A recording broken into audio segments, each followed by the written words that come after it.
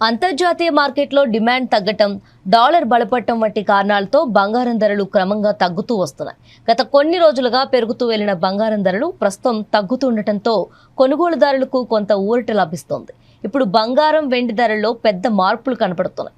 ఒక రోజు తగ్గితే తదుపరి రోజు పెరుగుతున్నాయి, కానీ ప్రస్తుతం భారీగా దిగుతున్నాయి. వేగంగా పెరిగిన ధరలకు బ్రేక్ వచ్చాక కొనుగోలుదారులు సంతోషిస్తున్నారు. నిన్న తగ్గి ఆ తర్వాత భారీగా పెరిగిన బంగారం ధర మళ్లీ పడిపోయింది. అలాగే వెండి ధరలు కూడా ఆల్ టైమ్ హై నుంచి బాగా తగ్గాయి. జనవరి 29న కిలో వెండి 4,25,000 రూపాయలు ఉండగా ఇప్పుడు 2,65,000 రూపాయలకి చేరింది. సుమారు 1,55,000 రూపాయలు తగ్గింది.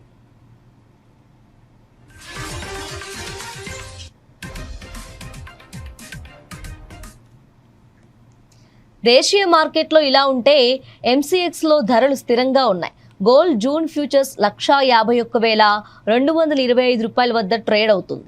సిల్వర్ మే ఫ్యూచర్స్ 2,38,790 రూపాయల వద్ద ఉన్నాయి.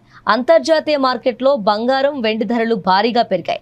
ఔన్స్ బంగారం $4,552గా ఉంది. ఔన్స్ వెండి $74.18 వద్ద ట్రేడ్ అవుతున్నాయి. మే 2న దేశీయంగా తులం బంగారం స్వల్పంగా తగ్గింది.